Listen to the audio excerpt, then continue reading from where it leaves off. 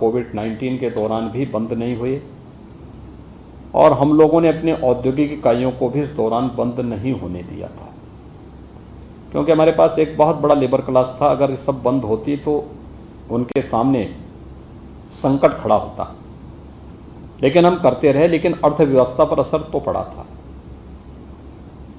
उस सब के बावजूद उत्तर प्रदेश की अर्थव्यवस्था को हम दोगुना करने में सफल हुए और इसलिए मेरा मानना है कि 21-22 लाख करोड़ की अर्थव्यवस्था वर्तमान में उत्तर प्रदेश की है और इसे 80 लाख करोड़ की अर्थव्यवस्था बनाना है।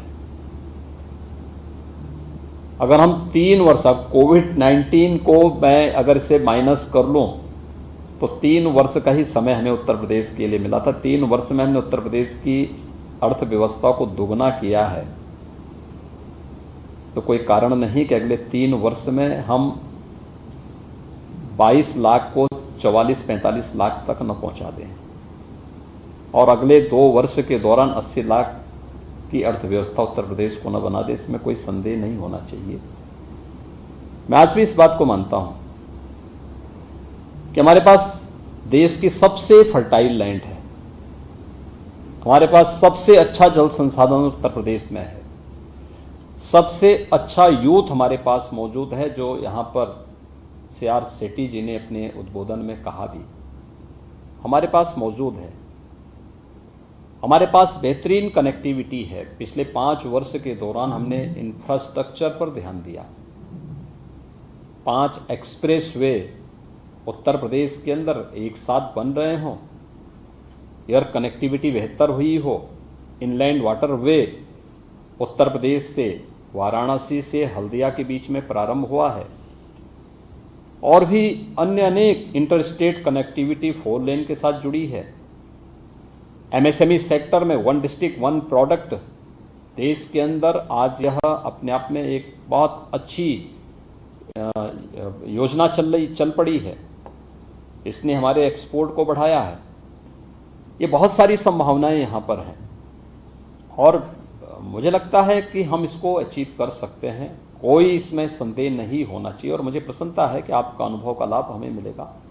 वैसे भी एज ए कंसल्टेंसी एजेंसी के रूप में आपका चयन हमारे लिए बहुत महत्वपूर्ण है और राज्य की दिशा से हम लोग आपके अनुभव का लाभ इस दिशा में ले पाएंगे और हम लोगों ने इस दिशा में पहले से कार्य भी प्रारंभ किया। हम लोगों ने यहाँ पे नई सरकार का गठन होने के साथ ही सभी हमारे जितने भी 80-85 विभागों के प्रेजेंटेशन हम लोगों ने किए थे और उसको 10 सेक्टर में हम लोगों ने विभाजित किया है। हर एक सेक्टर का प्रभारी हमारा एक अपर मुख्य यानी एडिशनल चीफ सेक्रेटरी और प्रिंसिपल सेक्रेटरी स्तर का अधिकारी उसका प्रभारी है, जो उन कार्यक्रमों को आगे बढ़ा रहा है। हम लोगों ने अभी से विभागीय स्तर पर कार्य करना भी प्रारंभ किया है। खासतौर पर अगर आप देखेंगे MSME सेक्टर के लिए हमारी कार्य योजना अलग से चल रही है, एग्रीकल्चर और फूड प्रोसेसिंग के लिए अलग से चल रही है। इसके साथ ही औद्योगिक निवेश को बढ़ाने के लिए अभी 100 डेज के अंदर ही हम लोगों ने 80,000 करोड़ रुपए के निवेश के प्रस्तावों को जमीनी धरातल पर उतारने का काम किया है। ये सफलतापूर्वक हुआ है। लगभग 50,000 करोड़ रुपए के प्रस्ताव हमारे पाइपलाइन में है, जिसे हम कुछ पॉलिसीज में कब हम यहाँ पर इंतजार कर रहे हैं, उसके साथ ही हम उसे भी जमीनी धरातल पर उतारने में हमें सफलता उसके साथ ही प्राप्त हो जाएगी। और भी बहुत कुछ है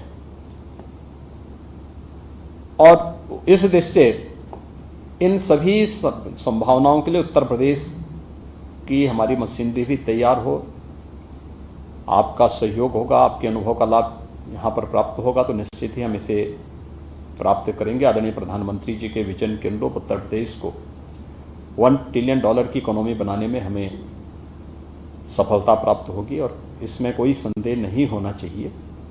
हम इस दिशा में तेजी के साथ आगे बढ़ने के लिए अपनी पूरी ताकत के साथ कार्य कर रहे हैं। अभी हम लोगों ने उन क्षेत्रों में भी काम करना प्रारंभ किया है, खासतौर पर जो हमारे एस्पिरेशनल क्षेत्र थे। खासतौर पर पहले नीति आयोग ने देश के अंदर जिन 112 एस्पिरेशनल डिस्ट्रिक्ट को चयन किया था, उनमें से यूपी के 8 थे।